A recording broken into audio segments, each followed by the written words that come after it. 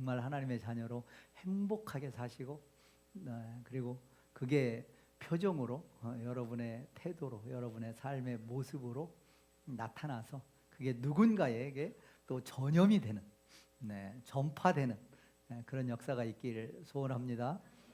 여러분의 언어를 보고, 여러분의 삶의 모습을 보고, 여러분의 얼굴을 보고, 어떻게 저렇게 행복할까? 어떻게 저렇게 미소가 떠나지 않을까? 뭐가 있어서 저렇게 행복할까? 나도 좀 저렇게 행복했으면 좋겠다. 이런 마음이 들도록 그렇게 살아가시는 우리 모두가 되시기를 간절히 소원합니다. 네. 네. 사도행전, 사도행전. 오늘 성령 강림주일을 맞이해서 사도행전 2장 말씀을 본문으로 선택을 했습니다. 사도행전의 기록은 여러 가지의 내용들이 있지만 한마디로 표현하면 2000년 전 초대교회의 탄생의 기록이다 라고 한마디로 말씀드릴 수 있습니다. 교회, 초대교회, 2000년 전 초대교회는 예루살렘에서 출발했죠. 예루살렘의 마가 다락방에서 성령의 강력한 임재하에 초대교회가 출발했습니다. 그렇게 출발해서 초대교회가 성장하고 확장돼서 어디에서 사도행전 28장 30절 31절이 끝을 맺느냐? 어디에서 끝을 맺어요? 로마의 감옥. 사도 바울이 죄인이 돼서 로마의 감옥에 갇힌 상태에서 복음을 전하는 모습으로 사도행전은 끝이 납니다. 예루살렘에서 출발해서 로마로, 유대인의 중심지였던 예루살렘에서 출발해서 그때 당시에 전 세계의 가장 큰 패권 무기를 할 수 있는 로마의 중심, 로마 시티, 로마의 그런데 로마에 당당하게 환영받으면서 들어가서 복음을 전한 것이 아니고 어떤 신분이 돼서? 죄인 신분이 돼서 어디에 갇혀서? 감옥에 갇혀서. 그렇게 사도행전은 끝이 납니다. 여러분 생각하시기에 어떻습니까? 열심히 로마를 위해서 얼마나 사도 바울은 1차, 2차, 3차 전도 여행하면서 로마를 위해서 기도했는지 몰라요. 전 세계의 중심은 로마다. 로마의 복음 전하는 것이 주님께서 마지막 지상명령으로 주신 그 말씀을 달성하는 첩경이다라고 생각을 하고 전도 여행 중에 로마서라는 어마무시한 성경을 써서 보냈습니다. 아직 가보지 않았지만, 내가 직접 교회를 개척하지 않았지만 사도 바울은 그렇게 보냈습니다. 그리고 간절히 기도했습니다. 그런데 하나님은 사도 바울을 붙잡아서 죄인된 신분으로, 그것도 가이사랴 감옥을 거쳐서 다시 로마 감옥에 죄인된 신분으로 집어넣습니다. 하나님의 큰 그림으로 보면 그 그림은 너무너무 멋있게, 너무너무 폭발력 있게 불과 얼마 지나지 않아 로마 전체가, 로마 제국 전체가 기독교 국가가 되는 놀라운 역사가 있었지만, 사도 바울 입장에서 보면 그렇게 간절히 기도했는데, 그렇게 성령 충만했는데 죄인이 돼서 감옥에 갇혀서 그렇게 사도행전은 끝을 보는 모습을 우리는 볼 수 있습니다. 여러분은 어떻게 생각하십니까? 여러분은 어떻게 생각하십니까? 하나님의 방법은 우리의 생각을 초월하십니다. 우리의 눈으로 보기에는 이건 아니지 라고 하는 것이 있을 수 있으나 하나님께서 보실 때는 그게 최고의 방법일 수 있다는 거죠. 어찌됐든 사도행전은 교회가 출발해서 유대인의 복음의 영역을 뛰어넘어서 당시의 전 세계 로마로 확장되는 역사가 사도행전의 역사입니다. 교회의 본질은 무엇일까요? 교회의 본질은 사도행전의 기록과 같이 뛰어넘는 겁니다. 교회의 본질은요, 확장되는 겁니다. 내 생각, 내 판단, 내 가치에 갇혀 있는 것이 아니고 하나님께서 어떻게 나를 도구 삼아, 나를 통해서 하나님께서 어떻게 역사하실지 우리는 알 수 없습니다. 우리는 믿음으로 맡기고 나아가는 겁니다. 교회의 본질은 하나님께서 저와 여러분을 통해서 확장시켜 나가고 뛰어넘는 겁니다. 교회의 본질은 그렇습니다. 우리도 마찬가지입니다. 교회에서, 목장에서, 가정에서, 삶의 일터에서 뛰어넘는 겁니다. 네, 믿음으로 뛰어넘으시기 바랍니다. 네, 뛰어넘는 하나님의 놀라운 인도하심이 저와 여러분의 삶 가운데, 초대교회의 또 역사 가운데 있었으면 좋겠습니다. 네. 그리고 이 사도행전은요, 좀 특별한 책입니다. 성경 66권 가운데 사도행전은요, 미완성의 책입니다. 여기서 미완성이라고 하면 성경의 완전성을 부인하는 미완성이 아니고, 네, 어떤 성경 66권이 있으면 각 권은 모두가 다 스토리가 있습니다. 모두가 다 서론과 본론과 결론이 있습니다. 그런데 요 사도행전은 결론이 없습니다. 네, 결론이 없어요. 사도행전이 어떻게 끝을 맺는지 아시죠? 네, 사도행전 28장 30절 31절, 요 마지막 절입니다. 우리 한 목소리로 한번 읽어볼까요? 이렇게 사도행전은 끝을 내고 있습니다. 바울이 온 이태를 자기 셋집에 머물면서 자기에게 오는 사람을 다 영접하고 하나님의 나라를 전파하며 주 예수 그리스도에 관한 모든 것을 담대하게 거침없이 가르치더라. 네. 여러분, 마지막 셋집에서 가택 연금된 상태에서 사도 바울이 복음을 담대하게 거침없이 가르치더라. 끝. 여러분, 좀 뭔가 이상하지 않아요? 뭔가 막 펼쳐져야 되는데 결론이 뭐예요? 네, 이런 느낌으로 사도행전이 끝을 맺습니다. 그래서 학자들이 사도행전을 미완성의 성경, 미완성의 책이다라고 이야기를 하죠. 이런 미완성의 성경이 두 권이 있습니다. 구약의 한 권, 신약의 한 권. 구약의 어떤 성경이 이런 느낌의 미완성의 성경으로 여러분 기억하고 계시나요? 훌륭하십니다. 어느 교회 다니십니까? 네, 역시 초대교회 교인은 다르군요. 네, 요나서입니다. 요나는 당시에 이스라엘을 괴롭히던 아주 강력한 제국, 아수르 제국의 수도인 니느웨로 가서 복음을 전하라라는 사명을 받았습니다. 요나가 받았어요. 기쁜 마음으로 갔을까요? 탐탁지 않게 갔을까요? 네, 굉장히 불편한 마음으로 엉뚱한 방향 가는 배를 타고 가다가 결국은 놀라운 사건을 경험하고 결국은 니느웨로 갑니다. 자, 그렇게 과정을 거쳐서 니느웨에 왔으면 이제는 정신 차리고 하나님이 말씀하신 대로 열심히 니느웨 성을 다니면서 복음을 전해야 될 것 같은데, 요나는 어떻게 했을까요? 대충 전했습니다. 예수 믿으시오. 뭐 대충 그냥 성읍을 다니면서 하고 다닌 것 같아요. 제가 보니까 사흘길인데 하루길을 대충 다니면서 복음을 전했습니다. 그런데요, 놀라운 일이 벌어졌습니다. 요나의 생각과 달리 요나는 대충 건성건성 복음을 전했는데, 요나의 그 메시지를 들은 니느웨 성읍의 사람들이 어떻게 됐어요? 뒤집어졌습니다. 왕으로부터 모든 백성에 이르기까지, 심지어 누구까지? 가축들까지. 모든 니느웨 사람들이 회개하고 제 위에 앉아서 회개하고 난리가 났습니다. 그 모습을 요나가 지켜보면서 요나가 할렐루야 이렇게 했을까요? 이건 또 뭔 일이요? 이랬을까요? 이건 또 뭔 일이요?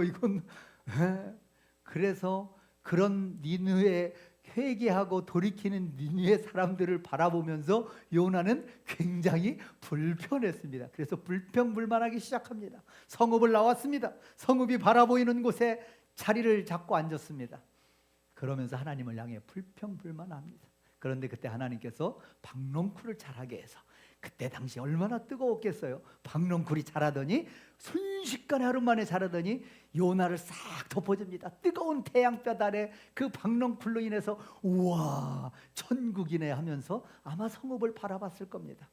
그런데 요나의 마음을 하나님이 아시고 박농쿨을 말려버렸습니다. 순식간에.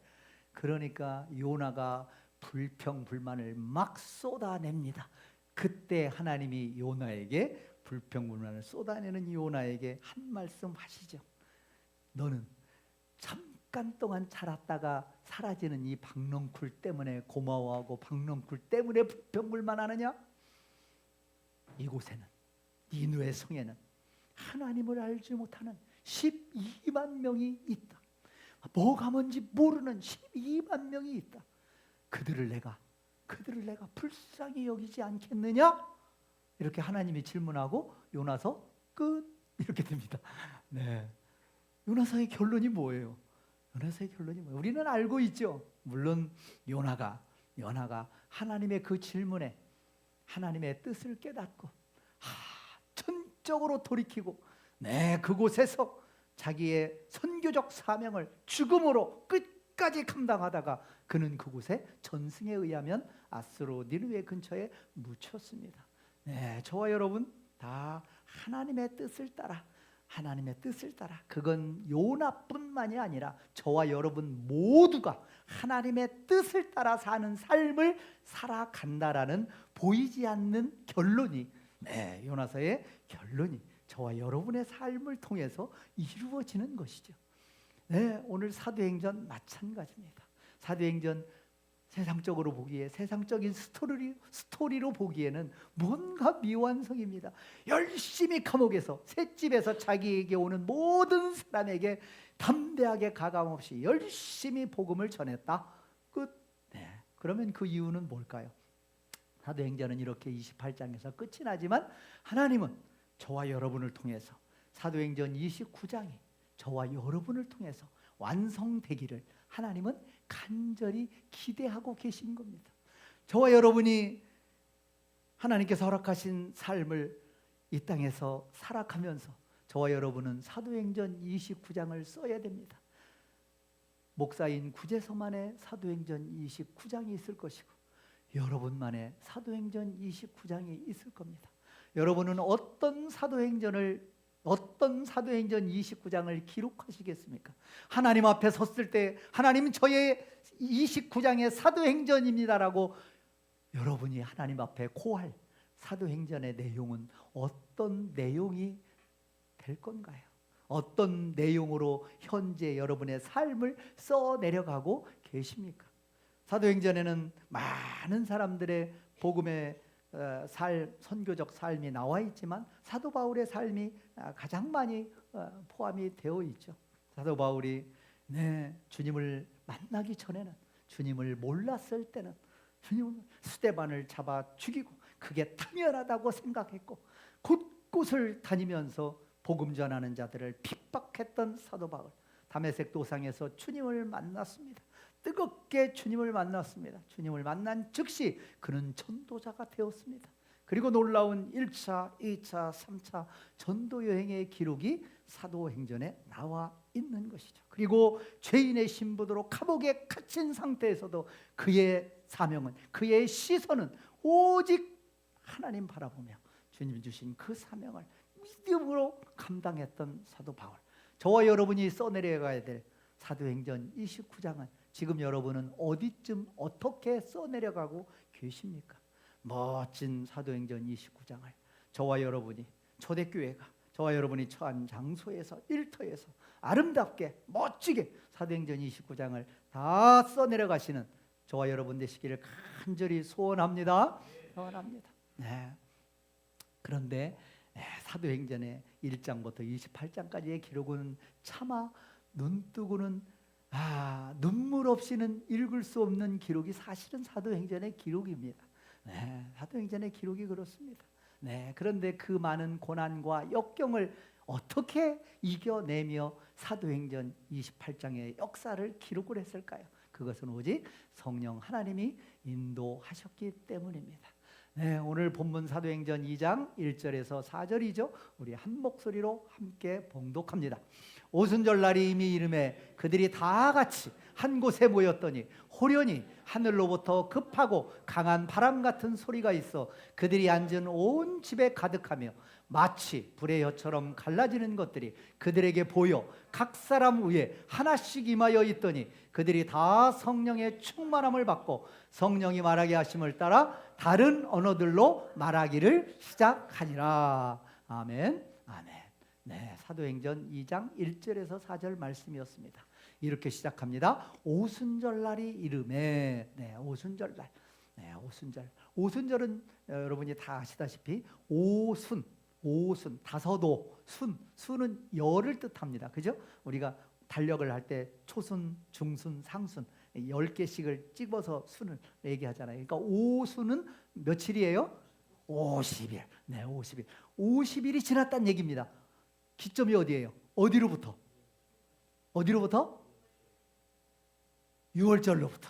네, 6월절로부터 50일이 지났습니다. 오순절 날이 이름에 그들이 다 같이 한 곳에 모였더니 마가다락방에 120문 성도가 모였습니다.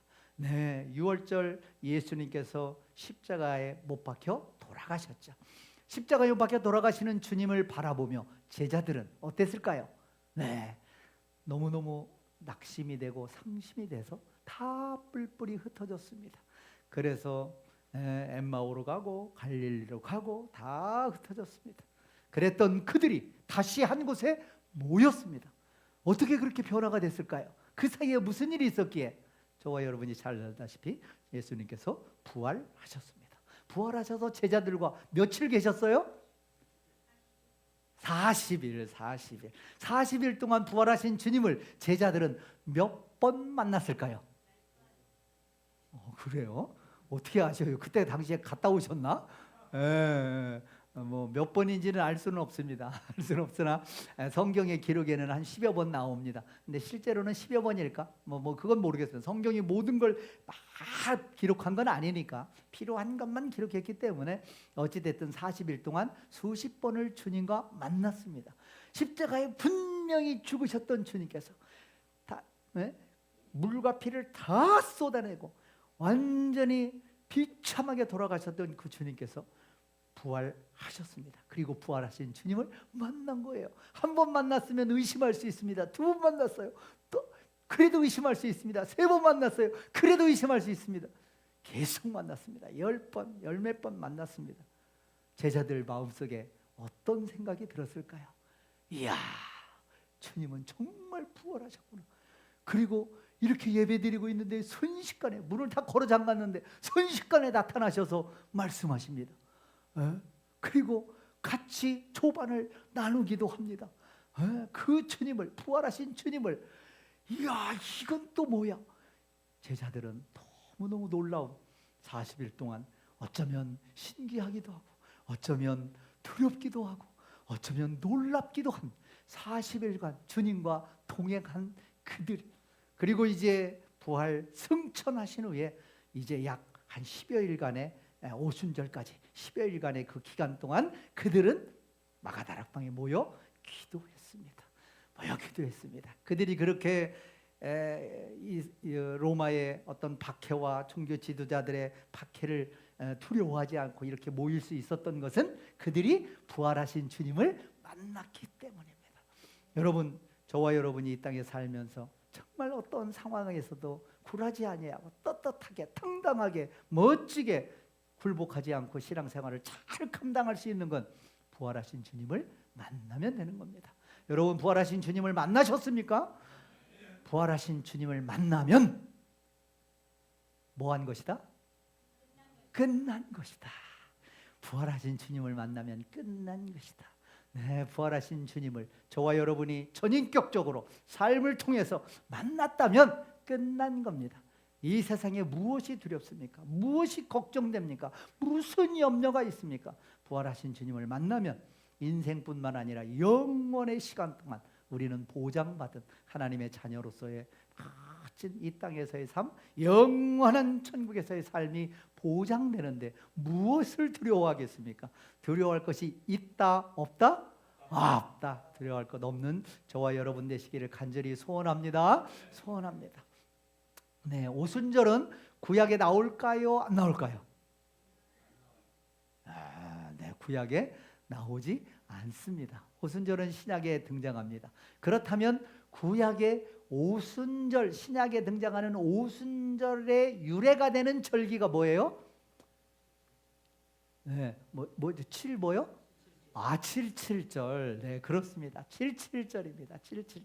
77은 49. 그 다음이 50. 네, 77절. 77절. 49일 50일째. 77절. 이 77절의 기원, 출발이 뭐예요? 구약 때도 똑같이 6월절입니다. 네, 구약 때도 6월절입니다. 출애굽기 12장에 첫 6월절이 등장하죠.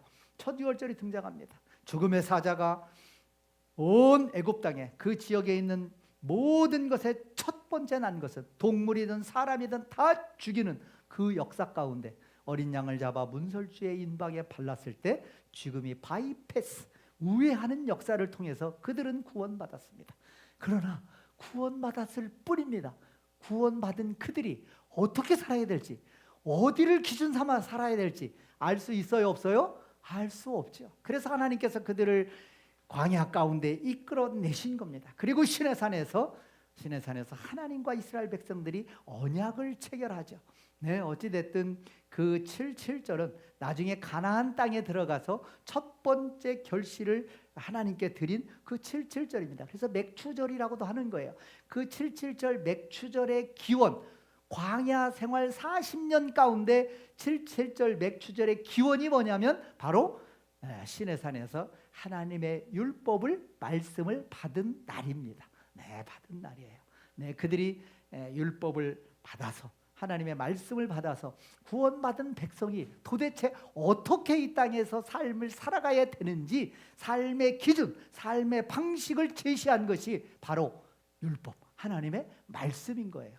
네, 그러면 6월절과 77절 맥추절의 관계가 이해가 되시죠?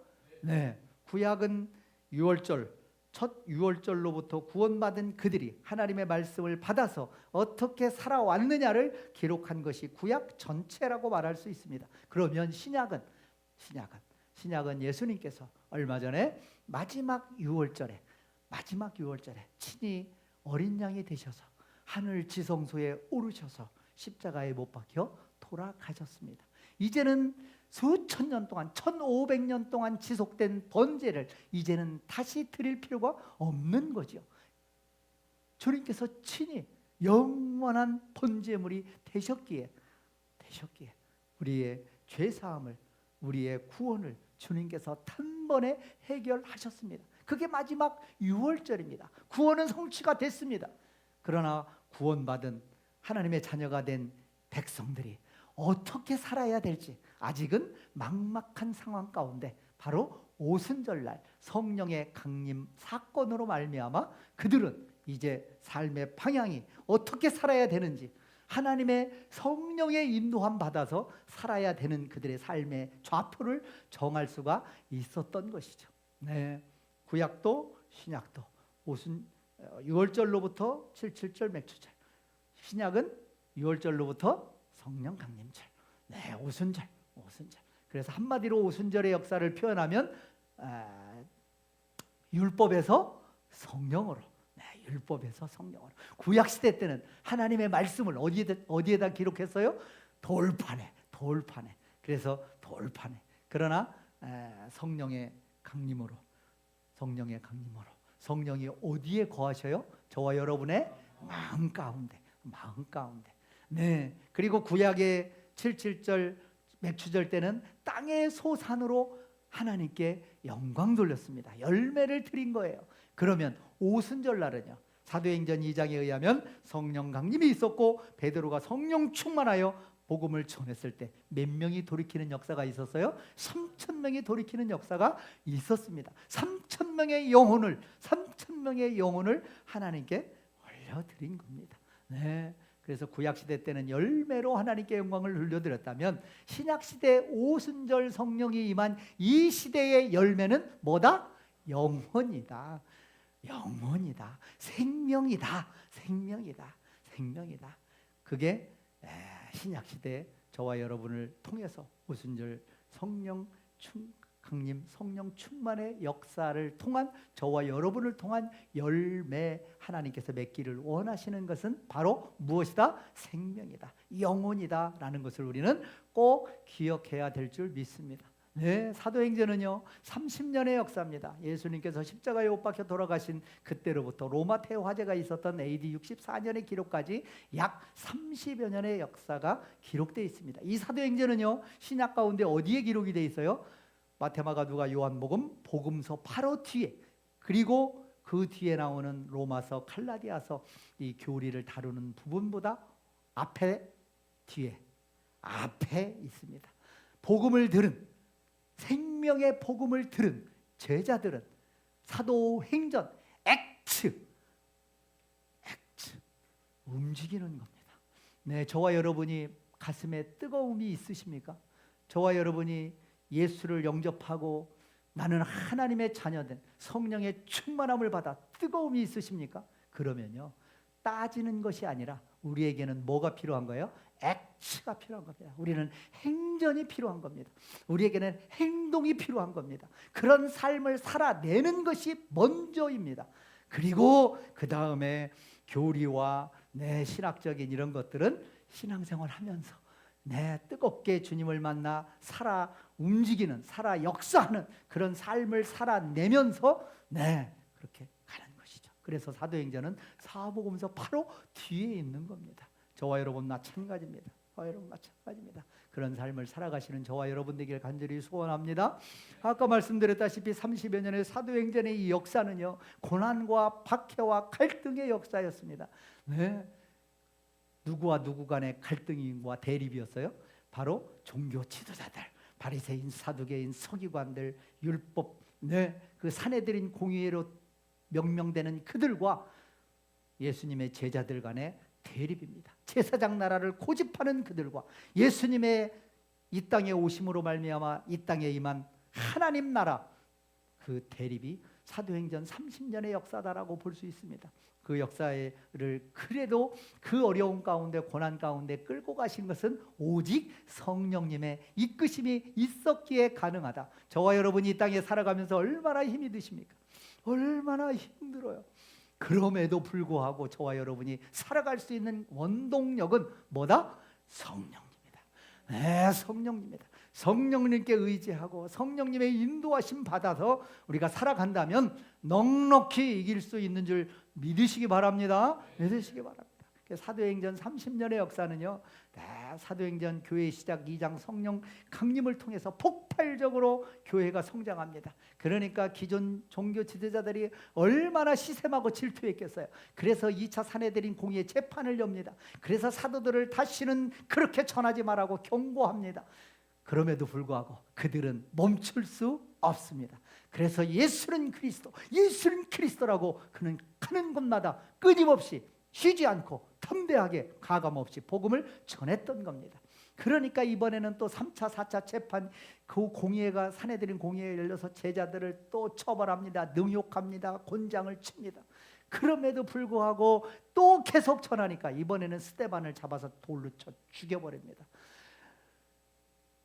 그런 가운데 끊임없이 교회에 박해가 오죠. 8장에 보면 그 박해 가운데 제자들이 포기한 것이 아니라 빌립은 사마리아로 가고 이디오피아 내시에게 복음을 전하고 끊임없이 제자들이 흩어서 복음을 전합니다. 그 중에서도 사도행전은 바로 여러 제자들이 흩어져서 전 세계에 복음을 전하지만 사도 바울의 복음 전도를 포커스로 해서 기록을 하고 있는 것이죠. 이방인에게로 복음이 증거되고 전파되다 보니까 많은 갈등과 문제들이 생깁니다. 교회도 마찬가지입니다. 기존의 교인이 있습니다. 새로 옵니다. 그들과 잘 화합하고 단결되고 하나가 돼야 되는데 때로는 갈등이 생길 수도 있습니다. 마찬가지입니다. 그래서 예루살렘 공의회가 설립이 되고 예루살렘 공의회가 열립니다.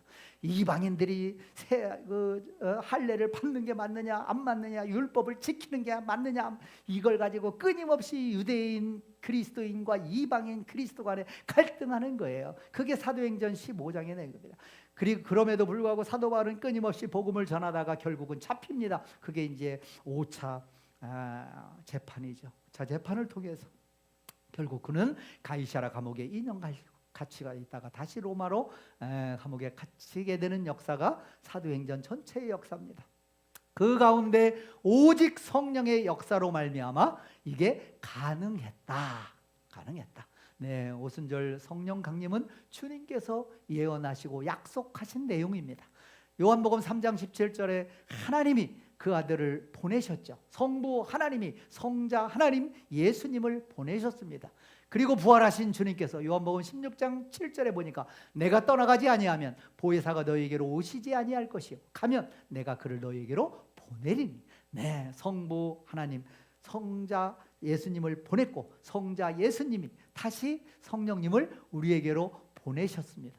네, 성경에는 성자 예수님이 성령님을 보내셨다 이렇게 요한복음 16장 7절의 기록도 있고 성부 하나님이 성령 하나님을 직접 보내셨다라는 기록도 있습니다. 그러니까 예수님이 보냈다라는 기록도 맞는 것이고 네, 성부 하나님이 보내셨다라는 기록도 맞는 것이죠. 어찌됐든 성부 하나님, 성자 하나님, 성령 하나님 이 삼위일체 네, 보내고 보내심을 받고 말씀하시고 순종하고 이 관계는요 우리가 이해할 수 없는 삼위일체입니다. 1위, 2위, 3위는 서열이 아니라 같은 동등한 삼위일체 하나가 셋이요 셋이 하나인 놀라운 겁니다. 놀라운 거예요. 이거를 조금이라도 이해를 할 수 있는 것은 우리의 부부입니다. 부부예요. 네, 부부 아내와 남편이 만나서 하나가 되죠. 한 가정이 되죠. 한 가정을 통해서 자녀가 출생하는 거잖아요. 하나가 되는 겁니다. 하나가 되는 신비한 겁니다. 부부가 어떻게 하나가 될 수 있나요? 지난주 말씀 기억하시나요? 어떻게 하나가 되나요? 아내들아 남편을 순종하라, 복종하라. 네, 쉽지 않겠지만 남편이 얘기하면 네, 알겠습니다. 순종하고 복종하라. 네, 기분 나쁘십니까? 아내분들? 아니에요. 남편들아 아내를 어떻게 하라? 사랑하라. 어떻게 사랑하라? 이 주님이 교회를 사랑하신 같이 주님이 교회를 사랑하여 우리를 사랑하여 자기를 내어 주신 같이 자기를 십자가에 죽으신 것 같이 사랑하라. 남편들이 아내를 어떻게 사랑해야 돼요? 자기를 죽이면서까지. 그러니까 살아있으면 돼요 안 돼요? 안 돼요. 안 돼요. 아내들도 남편을 향하여 예 알겠습니다 순종하고 복종하는 것이 마땅한 것이고 남편들은요 자기는 죽은 거예요. 죽음을 바쳐 목숨을 바쳐 생명을 바쳐 아내를 사랑하는 거니까요. 네, 각자 자기의 역할만 잘 감당하면 되는 거예요. 네, 남편은 사랑하고 죽기까지 사랑하고 아내는요 어떤 상황에서도 순종하고 복종하고 그렇게 각자의 역할을 완벽하게 잘 감당하면요 완벽한 하나 완벽한 행복한 가정이 될 수 있는 줄 믿습니다. 거의 초대교회 여기 앉아 계신 분들은 거의 거기에 범접한 거의 거기에 가까이 가고 있는 그런 삶을 살고 계시잖아요. 아멘 안 하시는 분이 한 3분 되시네. 네, 자, 네, 오늘 함께 읽은 사도행전 2장 그 성령의 임재가 사도행전 2장 2절에 보면 어떻게 나와요? 호련히 하늘로부터 급하고 강한 바람 같은 소리가 성령은요 바람 같은 소리로 임하십니다. 근데 이 바람은요 구약의 르아흐에서 나온 겁니다. 우리 한번 이 히브리어 르아흐는요 이게 놀라운 하나님의 호흡입니다. 그걸 표현한 단어가요 루아흐입니다. 히브리어지만 루아흐라는 이 단어는요 하나님의 그 숨결, 하나님의 생기, 하나님의 그 호흡을 그대로 언어로 가장 가깝게 표현한 게 루아흐입니다. 우리 루아흐 한번 해볼까요? 루아흐. 하나님의 숨결이 느껴지시나요? 제가 잘 안 내주는 것 같아요. 네, 루아흐 이거는 바람, 호흡, 영. 그래서 창세기 1장 2절에 하나님의 영은 천지 창조하시기 막 직전에 하나님의 영은 수면 위에 운행하셨다. 그 하나님의 영이 루아흐입니다. 그리고 사람을 흙으로 창조하시고 코에 생기를 불어넣었다. 생기를 불어넣으니 뭐가 됐다? 생명이 되었다. 사람이 되었다. 비로소 사람이 되었다. 코에 하나님의 생기 루아흐를 불어넣으니 그러니까 하나님의 생기, 하나님의 영이 들어가지 않으면 우리는 살았어도 사는 게 아닙니다. 네, 우리는요 그냥 흙이에요. 그냥 우리는 흙입니다. 다시 흙으로 돌아가는 거예요.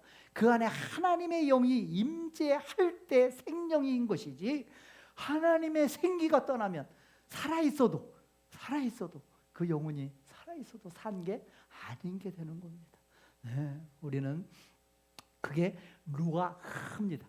히브리어 헬라어로는 푸노에 푸니오마라고 하는데 오늘 바람 같은 소리, 이 바람이 바로 푸노에로 기록이 되고 있습니다.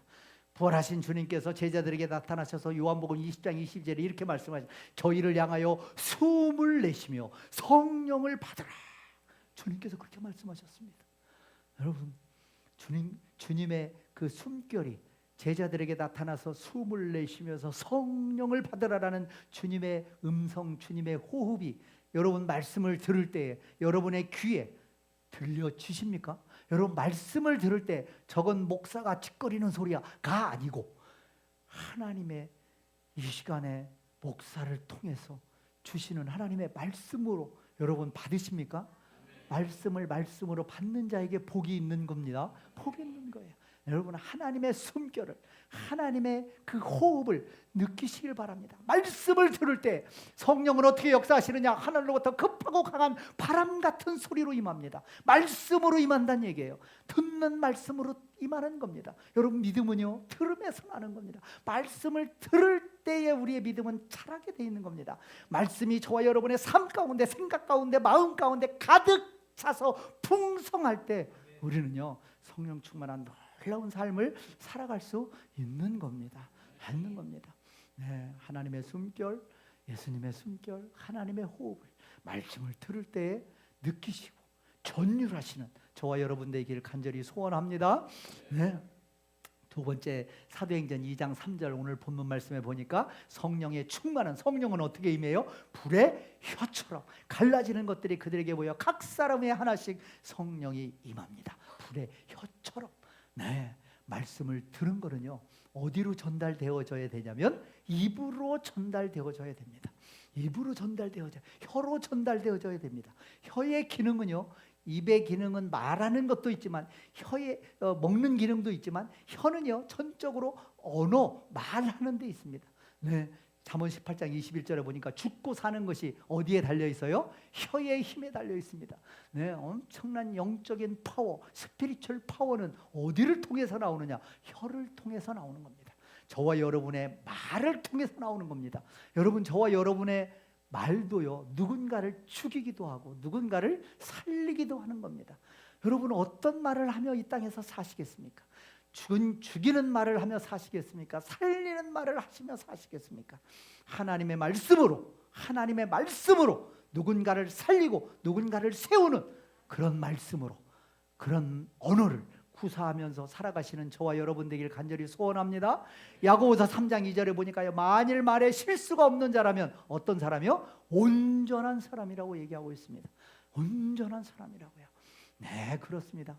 말입니다. 성령 충만은요 말씀을 듣는 것과 그 다음에는요 저와 여러분의 언어 생활을 통해서 성령 충만함이 나타나는 겁니다. 그래서 성령의 열매, 갈라디아서에 나온 성령의 열매는요, 이 9가지 열매는요 사실은요 언어의 열매입니다. 여러분 언어의 열매예요. 사랑의 열매, 언어의 열매입니다. 여러분 누군가를 사랑할 때 뭘로 표현해요? 물론 뭐 돈으로 선물 공세를 할 수도 있겠지만 네, 말로 하는 겁니다. 사랑을 말로 속삭이는 겁니다. 상대편 귀에다 대고 달콤하게 속삭이는 거예요. 그게 사랑의 언어입니다. 네, 희락, 기쁨 마찬가지예요. 화평, 하나님과 화목하고 주변 사람과 화평케 되는 역사가 피스메이커를 뭘로 합니까? 여러분 말로 하는 거예요. 말로 하는 거예요.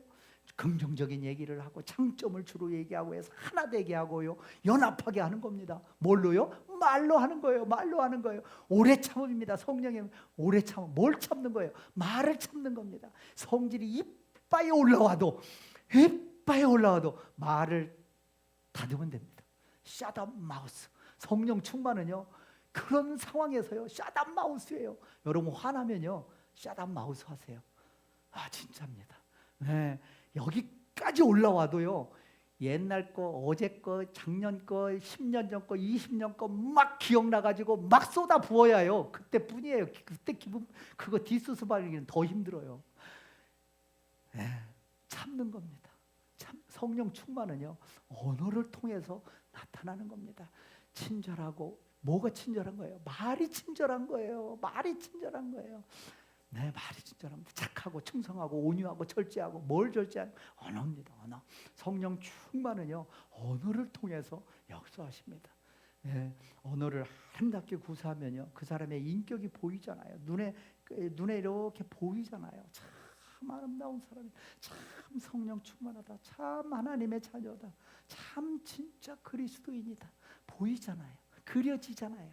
뭘 통해서요? 언어와 모습을 통해서.